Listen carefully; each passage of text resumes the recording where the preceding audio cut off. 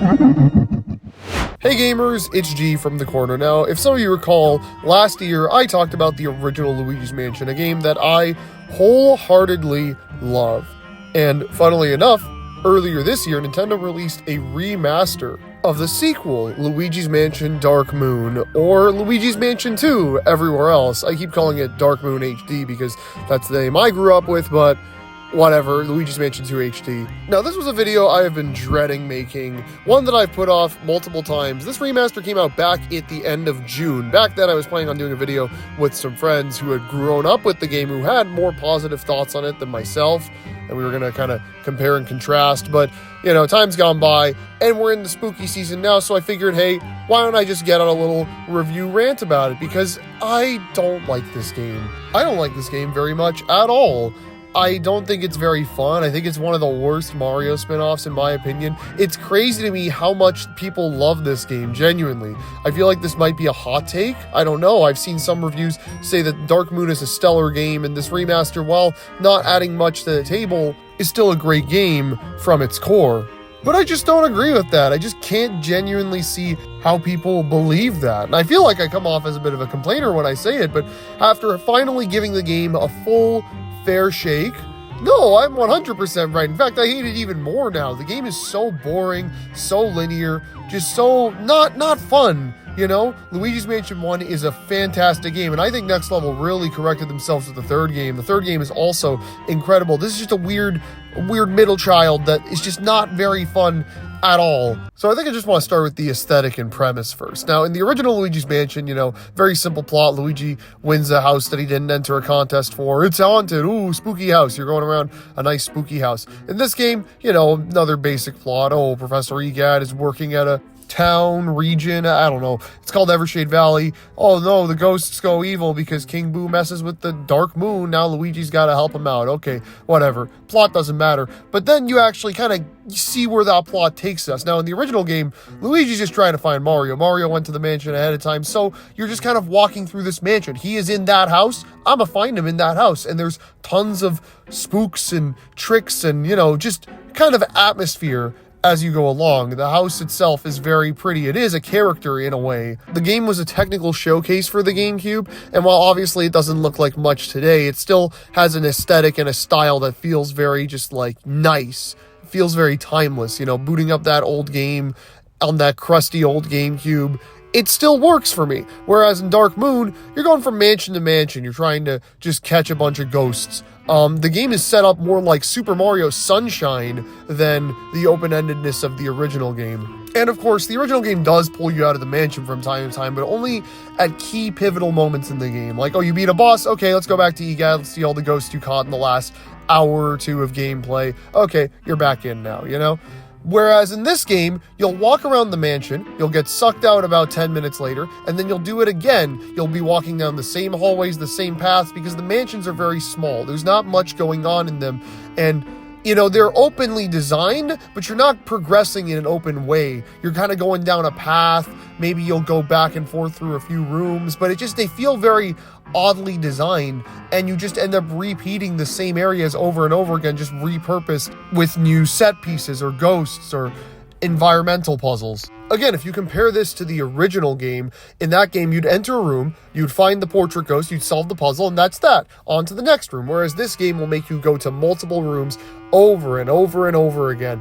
After having been kicked out of the mansion and having to walk back in, you'll get that victory animation like 15 different times. Now here's the thing, despite that Mario Sunshine comparison, I actually love Super Mario Sunshine. I think it's a great game, but the reason why that game does this progress system like way better is simply the genre. You know, Mario's a 3D platformer. Going from point A to point B is not like that boring or repetitive because the fun is platforming. There's plenty of ways in Sunshine to go from one area to the other, and the levels will make you go from one area to a completely different area depending on the mission. That game works. It's not amazing. It's not the best 3D Mario or something, but its progression system works. Whereas in this game, there's only one way to go from point A to point B, and it's holding forward, pressing X in front of a door, and then another door. Maybe you'll go in a different door this time than you did last time.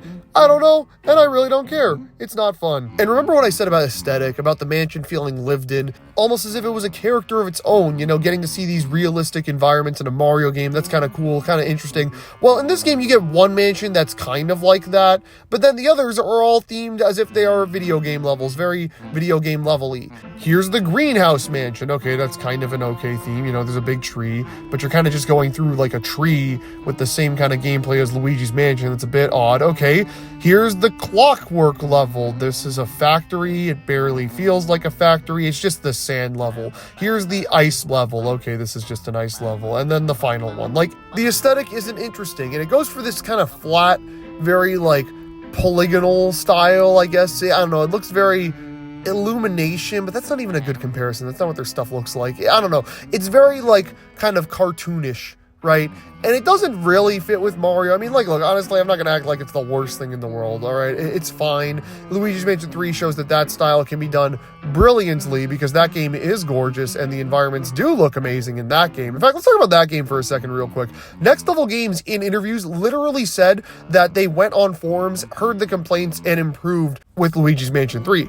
And they did wholesale. This game only has like 5 or 6 ghost encounters. Like, literally, you find the green one who's normal, you find the red one who's big, you find the yellow one who's got a big brain and throws books at you sometimes, and then like the one that hides in drawers. That's literally it. That's all there is. There's no portrait ghosts in the mansions. There's only boss ghosts for every like mansion itself, because you're going through like 5 mansions in this one for whatever reason. Again, I don't get it. 5 mansions does not mean better. I'm sorry. The way they've laid out this game, it's not worth it, man. It's not good. There's these Polterpup chase levels where you have to chase after the dog ghost. You've seen him everywhere. They're kind of annoying. You kind of just have to flash the light and see the prince. Oh, there he is. Let me go try and catch him. Oh, he ran away. It's like an elongated Boo mission. But Boos are still in the game. I don't even. There's escort missions with toads. Who wants to play this?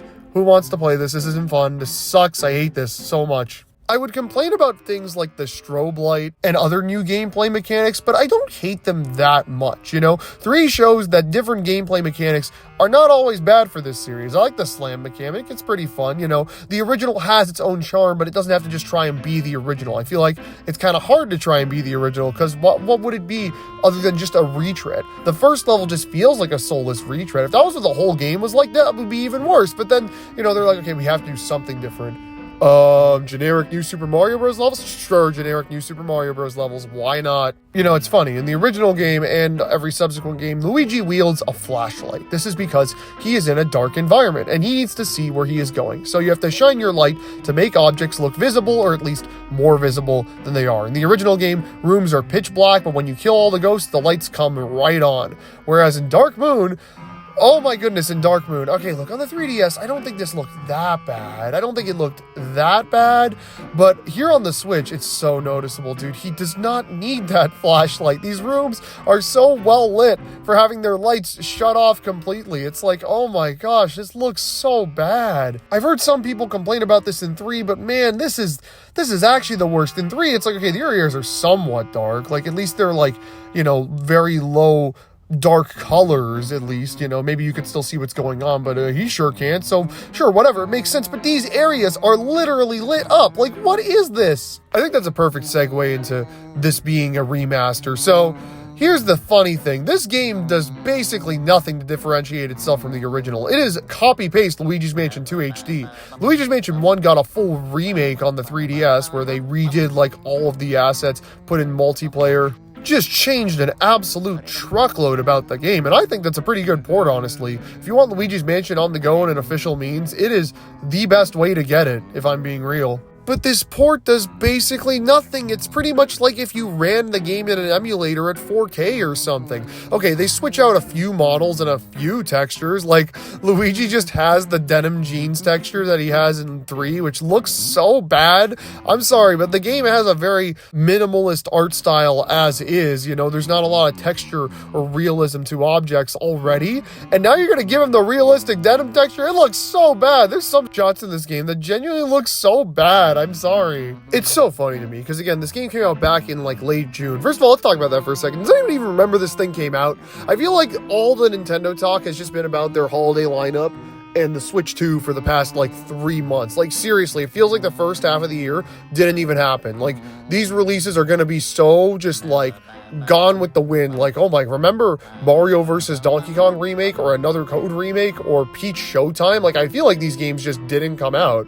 Anyway, back to the point. It's so funny how this, a full-priced, basically port, released only a month after the Paper Mario Thousand Year Door remake, a game that fully just redoes everything about that original game, whereas this game got such a, what the heck is this? Nothing job done to it. And honestly, it's such a forgettable part about the game. Like, I don't even think about that. I'm like, oh yeah, this game sucks anyway. Why would it want a remaster? But for the fans of this game, like, this could have looked a lot better. This could have brought the game in line with the quality of the other two games, honestly. If they really put a lot of attention and care into fixing not only the visual, but maybe even some of the gameplay flaws this game has. I don't know. Maybe I would be singing a different tune right now, but again, it's a full-priced remaster of the worst Luigi's Mansion game, and even the fans of this game would agree with me on that statement. Like, seriously, 3 is right there on the Switch. If you have not played 3 yet, play it. It's a great game. If you want to play 1, well, Nintendo's kind of making it hard. I wish this was just a port of 1, but oh well, they ported that game 6 years ago, so I guess hasn't been long enough.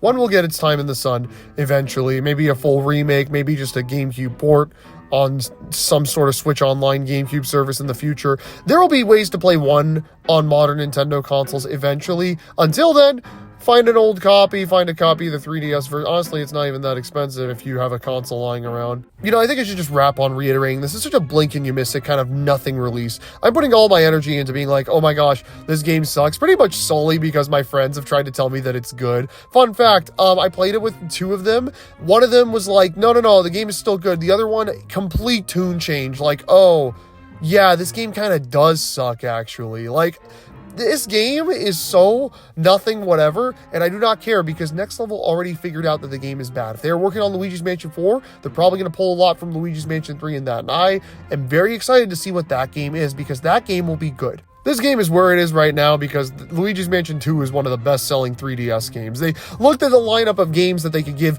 quick and easy remasters to, and they said, yeah, we'll do this one. You know, it's sold well, but nobody really talks highly of it, so I'm sure they won't mind if it's just a straight port or something, right? Thousand Year Door got the full remake because people have been clamoring for that for so long. Oh my gosh, Twitter campaigns, YouTube campaigns, all sorts of stuff like that, right? Donkey Kong Country Returns gets a simple HD port just like this. Why is that? It's because they have a theme park coming out and this game sold well, so they want to just bring it back on the new console and sell it for full price. Nobody cares that much about Returns. Like, I think Returns is a great game, but it's not like an, oh man, if they remade Returns, I don't really care for that. I don't need that in my life. But having it on the Switch, that's kind of convenient. That's kind of nice. This game is clearly meant to be a stocking stuffer for all the kiddos who want another Luigi game, who already played 3 or, you know, haven't played 3 and don't know it exists or something. Like, this game will do well. Although, honestly, I feel like if your kid loves Mario and wants the new Mario game for Christmas, they should just be getting Mario Luigi Brothership or Super Mario Party Jamboree. I don't know. Those games look like they're going to be pretty great. So I don't know why you would bother with this filth, this disgusting trash. I don't know why. That's all I have to say about Dark Moon. Nah, again, not a fan. Never really been a fan, and this game has not convinced me otherwise. It's okay. Blink and you miss it. There's been a monthly Nintendo release since before this game even dropped. So, again, completely forgot it existed. You probably forgot it even happened too. I'm going to just leave things at that. Keep yourselves cornered for more Nintendo gaming and other things in the very near future. I will see you guys on the next one. Bye-bye.